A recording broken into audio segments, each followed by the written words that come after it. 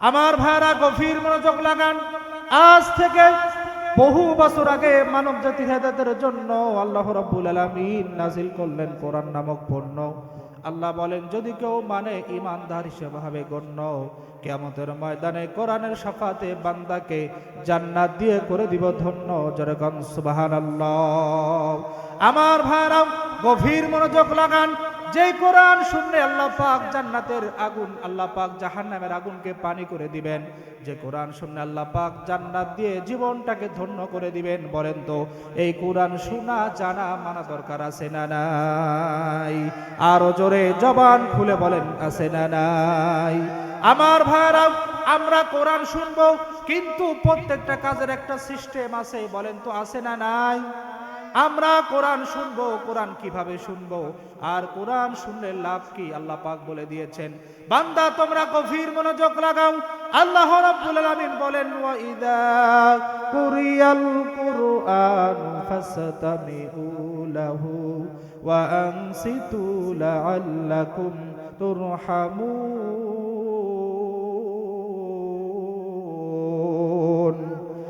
আল্লাহ রাব্বুল আলামিন বলেন, বান্দা এবং বান্দি তোমরা যেখানে দেখবা আল্লাহ পাকের পক্ষ থেকে আল্লাহর কালামের কথা হয়, কোরআন থেকে কথা হয়, দেরি না করে চুপচাপ বসে যাও। বলেন তো আল্লাহ পাক বললেন চুপচাপ বসে থাকার কথা, কিন্তু আমরা কি চুপচাপ বসে থাকি?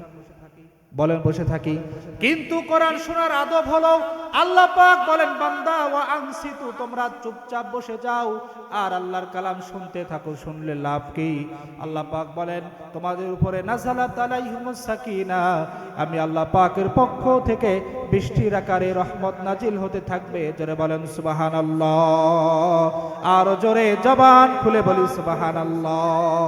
সুতরাং আমার ভাইরা, এই কোরআন শুনে যারা, কোরআন থেকে যারা কথা শুনে উপদেশ গ্রহণ করে, আল্লাহ পাক বলেন তারা জান্নাতি হবে, তারা ঈমানদার হবে, মুমিন হবে। সুতরাং ঈমান হতে গেলে, মুমিন হতে গেলে আল্লাহর কালাম শোনা ছাড়া অন্য কোনো রাস্তা নাই। কথা কোন ঠিক কিনা ভাই? কথা বলেন ঠিক কিনা? কথা বলেন ঠিক কিনা? সুতরাং প্রিয় ভাইরা, আমরা এখনো যারা এদিকে সেদিকে ঘোরাফেরা করছি আর বাহিরে ঘোরাফেরা না করে, দোকানপাটে না থেকে, আপনারা সকলেই কোরআন শুনেন, চুপচাপ বসে থেকে কোরআন শুনেন, আল্লাহর কালামের কথাগুলি শুনেন, আল্লাহ পাক বরকত দিবে বলে ইনশাআল্লাহ। সম্মানিত ভাইরা, আসুন আমি আপনাদের সামনে যে আয়াতটি তেলাওয়াত করেছি, সূরা নাম্বার 9, জবান খুলে বলতে হবে সূরা নাম্বার কয়? মনের মধ্যে রাখবেন না কোনো ভয়, বলেন জবান খুলে সূরা নাম্বার কয়? 9। সূরার নাম হলো সূরাতুল তওবা। তওবা শব্দের অর্থ হলো ক্ষমা চাওয়া, মাফ চাওয়া। এই সূরা তওবার আমি আপনাদের সামনে 20 নম্বর আয়াত তেলাওয়াত করেছি। এই আয়াত থেকে আল্লাহ পাক আমাদেরকে কিছু মেসেজ দিচ্ছেন, যে মেসেজ আমরা যদি আমাদের পারিবারিক জীবনে, রাষ্ট্রীয় জীবনে আমাদের যদি আমল করতে পারি, তাহলে আল্লাহ পাক আমাদেরকে 3টা পুরস্কার দিবেন। জোরে কোন সুবহানাল্লাহ। জোরে বলি সুবহানাল্লাহ। 3টা পুরস্কার কি? আল্লাহ রাব্বুল আলামিন বলেন, ইউবাশশিরুহুম রাব্বুহুম বিরহমাতিন মিনহু ওয়া রিদওয়ানিন ওয়া জান্নাতিন লাহুম ফিহা নাঈমুম মুকিম।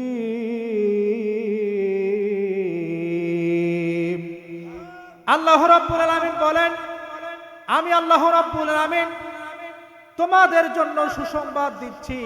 ইউবাশশিরুহুম রাব্বুহুম বিরহমাতিন মিনহু, 1 নাম্বার সংবাদ হলো আমি আল্লাহ পাকের পক্ষ থেকে তোমাদের সন্তুষ্টির ওয়াদা করলাম। জোরে কোন সুবহানাল্লাহ। 1 নাম্বার আল্লাহ পাক সন্তুষ্টি। 2 নাম্বার ওয়াদা হলো, 2 নাম্বার সুসংবাদ হলো বিরহমাতিন মিনহু ওয়া রিদওয়ানিন ওয়া জান্নাতিন লাহুম। আল্লাহ রাব্বুল আলামিন বলেন এখানে, আমি আল্লাহ পাকের পক্ষ থেকে তোমাদের উপরে রহমত নাজিল করি। জোরে কোন সুবহানাল্লাহ।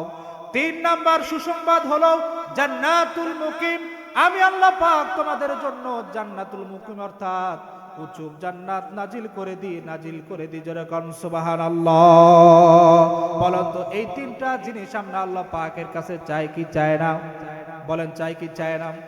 আমরা সবাই চাই আল্লাহ পাক আমাদের উপরে সন্তুষ্টি থাকুক। 2 নম্বরে আমরা আল্লাহ পাকের কাছে চাই আমার আল্লাহ আমাদের প্রতি রহমত দিক। 3 নাম্বার আল্লাহ পাক আমাদেরকে জান্নাত দিক। এই 3টা জিনিস আল্লাহ পাকের কাছে চায় না এমন মানুষ কিন্তু দুনিয়াতে নাই। কথা কোন ঠিক কিনা ভাই? কথা বলেন ঠিক কিনা? এই 3টা সুসংবাদ তাদের জন্য। আমল করা লাগবে, 3টা কাজ করা লাগবে। 3টা আল্লাহ বলেন আল্লাযীনা আমানু ওয়া হাজারু ওয়া জাহাদু ফি সাবিলিল্লাহি বিআমওয়ালিহিম ওয়া আনফুসিহিম আ'যামু দারাজাতান ইনদাল্লাহ। জোরে কর আল্লাহু আকবার। আল্লাহ রাব্বুল আলামিন বলেন 1 নাম্বার গুণ তোমাকে অর্জন করা লাগবে। যদি তুমি আল্লাহ পাকের সন্তুষ্টি অর্জন করতে চাও, আল্লাহ পাকের রহমত পেতে চাও, যদি তুমি জান্নাত পেতে চাও, আমল করা লাগবে 3টা। 1 নাম্বার গুণ হলো, 1 নাম্বার আমল হলো আল্লাহ রাব্বুল আলামিন বলেন আল্লাযীনা আমানু। 1 নাম্বার যারা ঈমান আনে। বলেন তো আমাদের ঈমান আনা দরকার আছে না নাই? ঈমান আনতে হবে কার উপরে? জোরে বলেন কার উপরে? আমার ভাইরা, আপনি মুখে মুখে বলবেন আল্লাহর প্রতি ঈমান এনেছি, ঈমানদার দাবি করবেন, তা হবে না, তা হবে না। আল্লাহ রাব্বুল আলামিন বলেন ইন্নাল্লাযীনা ক্বালু রাব্বুনাল্লাহু সুম্মা ইসতাকামু তাতানাজ্জালু আলাইহিমুল মালাইকা আল্লা তাখাফু ওয়া লা তাহজানু ওয়া আবশিরু বিল জান্নাহ। জোরে কোন আল্লাহু আকবার। আল্লাহ রাব্বুল আলামিন বলেন 1 নম্বরে আমি আল্লাহ পাক বলছি যারা বলে আমাদের রব আল্লাহ, ঈমান আনতে হবে আল্লাহর প্রতি। যারা বলে আমাদের রব আল্লাহ, ঈমানের 1 নম্বর শাখা হলো নাজের জবান দ্বারা আল্লাহকে রব হিসাবে মেনে নেওয়া। যারা কোন ঠিক কিনা? কথা বলেন ঠিক কিনা? সুতরাং আল্লাহ পাক বলেন যারা বলে আমাদের রব আল্লাহ সুম্মা ইসতাকামু তাতানাজ্জালু আলাইহিমুল মালাইকা। আল্লাহ পাক বলেন শুধু মুখে রব বললে চলবে না, তাতানাজ্জালু আলাইহিমুল মালাইকা সুম্মা ইসতাকামু। আল্লাহ পাক বলেন এই কথার প্রতি তোমাদের অবিচল থাকা লাগবে, অটল থাকা লাগবে। যেরকম ঠিক কিনা? আপনি আল্লাহর বান্দা, আপনার থাকা লাগবে। আল্লাহ পাক যেন জান্নাতি বানায়, আল্লাহ পাক যেন ঈমানদার বানায়। আর ঈমানদার হতে গেলে আমাদেরকে এই গুণ থাকা লাগবে, মুখে বলা লাগবে আমাদের রব আল্লাহ, আর এই কথার প্রতি অবিচল অটল থাকা লাগবে। কথা বলেন ঠিক কিনা? আল্লাহ রাব্বুল আলামিন বলেন সূরা আনকাবুত 2 নম্বর আয়াতে রাব্বুল আলামিন ডাক দিয়ে বলেন হাসিবান নাসু আইয়ুতরাকু আইয়াকুলু আমান্না ওয়া হুম লা ইফতানুন। জোরে বলি আল্লাহু আকবার। আল্লাহ রাব্বুল আলামিন বলেন মানুষকে এই কথা বলেই পার পেয়ে যাবে, এই কথা বলেই অব্যাহত পেয়ে যাবে, তাদেরকে ছেড়ে দেওয়া হবে যে আমরা ঈমান এনেছি আল্লাহর প্রতি, কিন্তু তাদেরকে পরীক্ষা করা হবে না। জবান খুলে ডাঙ্গাপাড়াবাসী বলেন তো আল্লাহর প্রতি ঈমান আনতে গেলে, আল্লাহকে আল্লাহ হিসাবে মানতে গেলে বাধা কষ্ট বলেন তো আছে না নাই? বলেন আছে না নাই?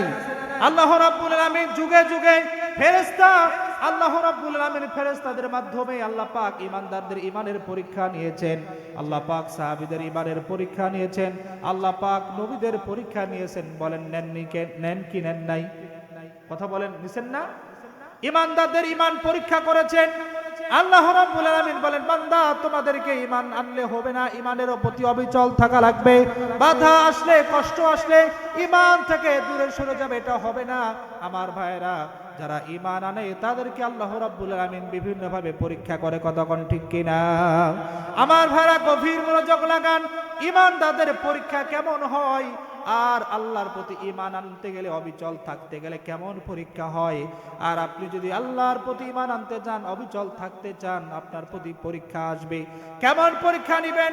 আর আল্লাহর প্রতি ঈমান আনতে গেলে, ঈমান আনলে আল্লাহ পাক এই পরীক্ষার ফল হিসেবে আপনাকে কেমন পুরস্কার দেয়। কান লাগান আমার দিকে। আমার ভাইরা গভীর মনোযোগ লাগান। খলিফাতুল মুসলিমিন ওমর ফারুক রাদিয়াল্লাহু তাআলা জামানায় আল্লাহর এক বান্দা ঈমানদার যুবক, সে তার পিতাকে খুব ভালোবাসে, মহব্বত করে, সম্মান করে। আমার ভাইরা আল্লাহর বান্দা ইমানদার যুবক তার পিতাকে সম্মান করে। বাড়ির থেকে আল্লাহর বান্দা ইমানদার যুবক যখন বের হয়, তখন আল্লাহর বান্দা তার বাবা মায়ের মাথায় একটু চুল মেখে দেয়, গোসল করে দেয়, মাথায় তেল মেখে দেয়, দিয়ে ইমানদার যুবক বাসা থেকে বের হয়। কান লাগান আমার দিকে, ইমানদার যুবক প্রতিদিন বাড়ি থেকে বের হয়, আল্লাহর নাম নিয়ে বের হয়। আমার ভাইরা, এরকম করে একদিন যায়, 2 দিন যায়, 3 দিন যায়। হঠাৎ করে একদিন আল্লাহর বান্দা ইমানদার যুবক জঙ্গলে কাজ করে, কাঠ কাটে, এটা হলো তার কাজ। একদিন কাঠ কাটার জন্য আল্লাহর বান্দা ইমানদার যুবক বের হয়েছেন। এমন সময় তার পিতা ডাক দিয়ে বলে, ও আমার সন্তান, আয় আয় আমার কাছে আয়। আল্লাহর বান্দা ইমানদার যুবক, আমার কাছে আয় সন্তান, আমার কাছে আসো। এই সন্তান যখন কাছে গেল, ইমানদার যুবকের পিতা এবার ডাক দিয়ে বলে, ও আমার সন্তান, আমি তোমার জন্য দোয়া করতে চাই। আজকের রাত্রিটা বৃহস্পতিবারের রাত্রি, শুক্রবারের রাত্রি দোয়া কবুল হয়।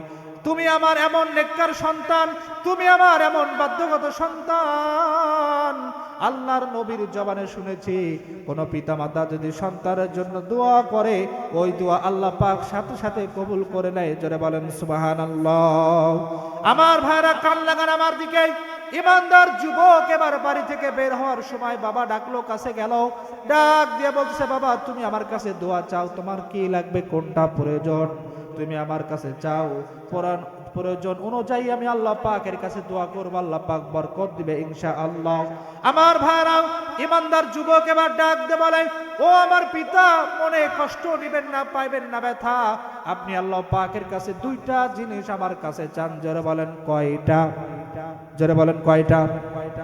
2টা জিনিস আপনি চান। 1 নম্বর, আল্লাহ পাকের কাছে দোয়া করেন, আল্লাহ পাক যেন আমাকে যখন মৃত্যু দিবে, ঈমান নিয়ে যেন আমি মৃত্যু বরণ করতে পারি, এই দোয়া আপনি করেন। 2 নাম্বার দোয়া কি? 2 নাম্বার দোয়া হলো, ইমানদার যুবক ডাক দিয়ে বলে, আমার পিতা, আপনি আল্লাহ পাকের কাছে দোয়া করবেন মৃত্যুর পরে আল্লাহ পাক যেন আমাকে 2টা জান্নাতের মালিক বানিয়ে দেন। জোরে কোন সুবহানাল্লাহ, আরো জোরে জবান খুলে কোন সুবহানাল্লাহ। আরে ভাই, ইমানদারদের চাহিদাই তো ওইটাই, ঈমান নিয়ে যেন মৃত্যুবরণ করতে পারি, আর মৃত্যুর পরে যেন জান্নাতের অধিবাসী হই, জান্নাতে থাকতে পারি। এটা হলো ইমানদারের চাওয়া। বলেন ঠিক কিনা? ইমানদারেরা শত কষ্টের পরেও দুনিয়াতে কষ্টে থাকে, কিন্তু সব কিছু ত্যাগ করে আল্লাহর বান্দারা জান্নাতি হওয়ার জন্য দুনিয়ার সব কিছু ছেড়ে দেয়, জালিমের জুলুম সহ্য করে, কষ্ট সহ্য করে, কিন্তু ঈমান জালিমের কাছে মাথা নত করে না, ঈমানকে বিদায় করে না। কথা কোন ঠিক কিনা? কথা বলেন ঠিক কিনা? আমার ভাইরা, গভীর মনোযোগ লাগান। ইমানদার যুবক তার বাবার কাছে 2টা জিনিস চাইলেন। 1 নাম্বার হলো, যখন মৃত্যুবরণ করব বাবা যেন ঈমানের সহিত মৃত্যু বরণ করি। আর 2 নাম্বার হলো, আপনি দোয়া করেন যেন মৃত্যুর পরে আল্লাহ পাক যেন আমাকে 2টা জান্নাতের মালিক বানিয়ে দেয়। আমার ভাড়া ইমানদার যুবক সন্তান এবার যখন বাবার কাছে দোয়া চাইলো, বাবা আল্লাহ পাকের কাছে দোয়া করলেন। আল্লাহ পাকের দরবারে দুহাত তুলে ডাক দিয়ে বলে, আল্লাহ, নবীর জবানে শুনেছি, ওমরে ফারুকের জবানে শুনেছি, যদি কোনো পিতা সন্তানের জন্য দোয়া করে দোয়া কবুল হয়ে যায়, আমি আমার সন্তানের জন্য দোয়া করি। ও আমার আল্লাহ, আপনি আমার রব, আপনি আমার সব। আল্লাহ পাক যখন আমার সন্তানকে আল্লাহ আপনি যখন দুনিয়া থেকে বিদায় করবেন, তখন আমার সন্তান যেন ঈমান নিয়ে মৃত্যুবরণ করতে পারে। আর আল্লাহর বান্দা আল্লাহ পাকের কাছে 2 নাম্বার দোয়া করলেন, আমার সন্তান যখন মৃত্যুবরণ করবে, আল্লাহ আমার সন্তানকে মৃত্যুর পরে 2টা জান্নাতের মালিক বানিয়ে দেন। যেরকম সুবহানাল্লাহ। আমার ভাইরা, দোয়া করা শেষ হয়ে গেল, আল্লাহর বান্দা বাড়িতে চলে আসলেন। এবার তার সন্তান এবার পিতাকে বলে, বাবা আপনি কি আমার জন্য দোয়া করেছেন? বলে, হ্যাঁ দোয়া করেছি। কি দোয়া করেছেন? তুমি যে 2টা জিনিস তুমি আমার কাছে চেয়েছো, যে 2টা দোয়ার কথা বলেছো, আমি সেই 2টা দোয়া তোমার জন্য করেছি। আমার ভাইরা, এবার সন্তান ডাক দিয়ে বলে, পিতা ঠিক আছে, আপনার দোয়া কবুল হয় কিনা আমি একটু দেখতে চাই। আপনার দোয়া কবুল হয় কবে? আল্লাহ পাক যেন কবুল করে নেন। বলেন আমিন। জবান খুলে বলেন আমিন।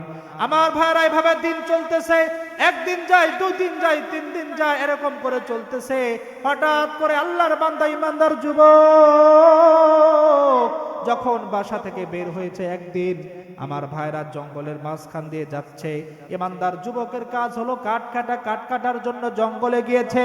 ইমানদার যুবক এবার যখন রাস্তার প্রতিমধ্যে একদিন যায়, দুদিন যায়, 3 দিন যায়, কোনো সমস্যা হয় না।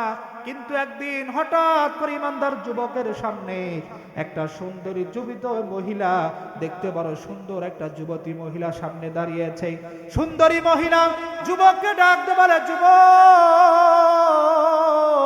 এরে যুবক, তোর কাছে আমার চাও হলো, তুই বড় দেখতে সুন্দর। ইমানদার যুবক, তোর চেহারাটা বড় সুন্দর, নুরানি চেহারা। যুবক, আমি তোমার প্রেমে পড়ে গেছি, তোমার চেহারার মুগ্ধ হয়ে গেছি।